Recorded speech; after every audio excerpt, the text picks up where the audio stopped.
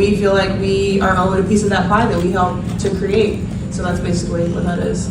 We didn't, at least as players, we didn't know that that was going to happen.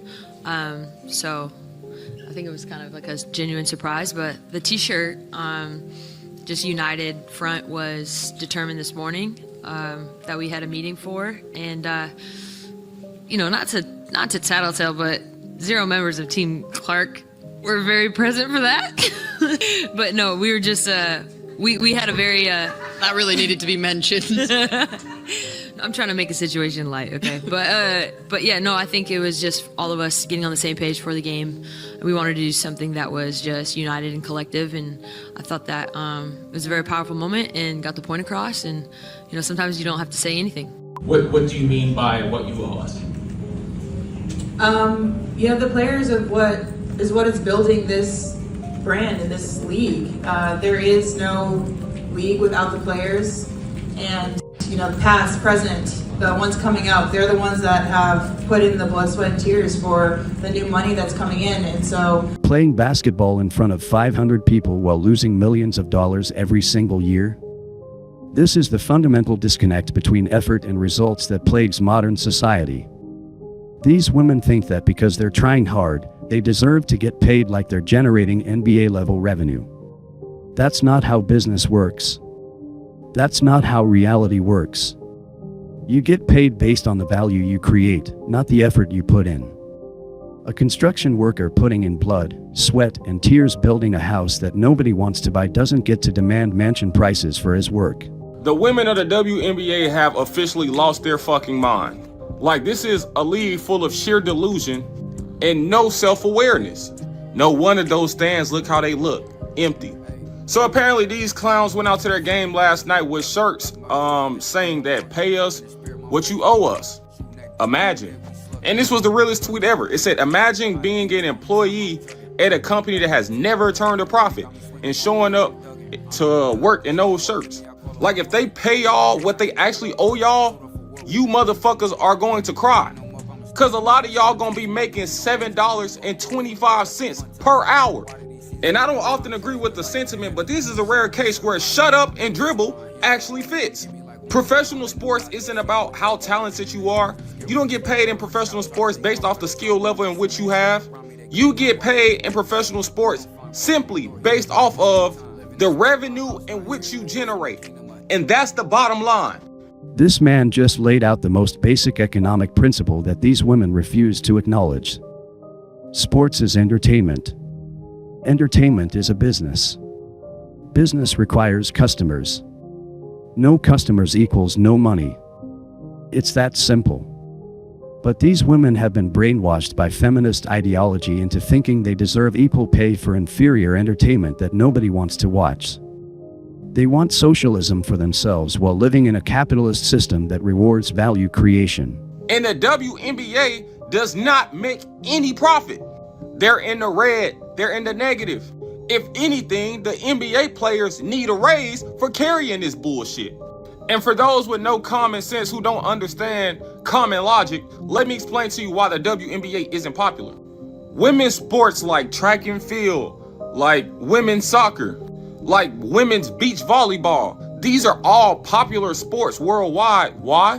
Because it's feminine women with a visual sex appeal.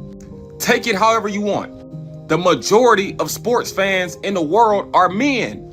Men don't want to see over masculine women dressing like men, acting like men, but don't acquire the same skill level nowhere near men. No one wants to see that shit. It's not entertaining. 7-foot bitches who can't even dunk, can't dribble, barely making layups. No one wants to see that shit. So be careful what you ask for, because if they pay you what you actually are owed, you're going to be complaining about slavery and this, and that. These WNBA players are the perfect example of what happens when participation trophy culture meets adult reality. They've been told their entire lives that they're just as good as men, that they deserve equal treatment, that any disparity in outcomes must be due to discrimination rather than performance. But here's the truth these women refuse to face: the market doesn't lie. Empty arenas don't lie. Television ratings don't lie. Revenue numbers don't lie. The WNBA has been subsidized by the NBA for decades, essentially operating as a charity case that exists purely for political reasons. These women are literally welfare recipients demanding raises while contributing nothing of value to the organization that employs them. The audacity is staggering.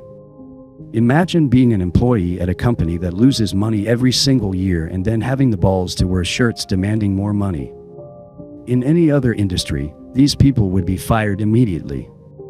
But because they're women in sports, they get to play the victim card and pretend that their lack of success is somehow society's fault.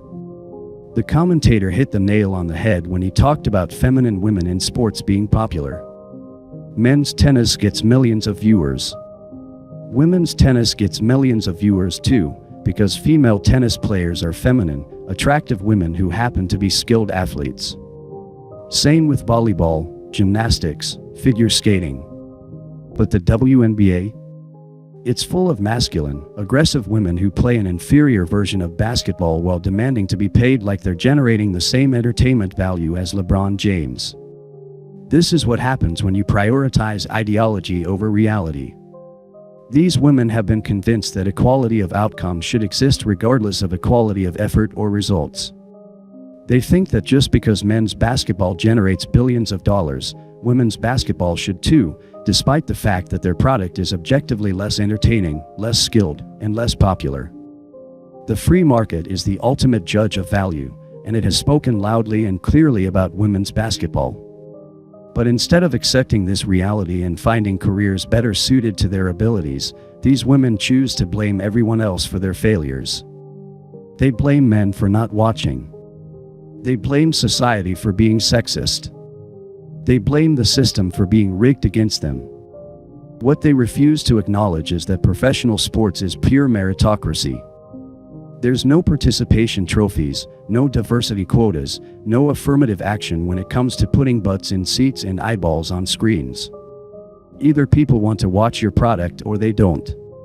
Either you can generate revenue or you can't. Either you're entertaining enough to justify your salary or you're not. The WNBA has had decades to prove its worth, and it has failed spectacularly. These women need to wake up to the reality that nobody owes them a living just because they can dribble a basketball. The world doesn't owe them equal pay for inferior entertainment. And throwing tantrums while wearing protest shirts isn't going to change the fundamental economic realities of supply and demand. This is bigger than basketball though. This is a microcosm of what's happening throughout society, mediocre people demanding excellent rewards while refusing to acknowledge their own shortcomings. It's the participation trophy generation hitting the real world and having a complete meltdown when they realize that feelings don't trump performance and effort doesn't equal results.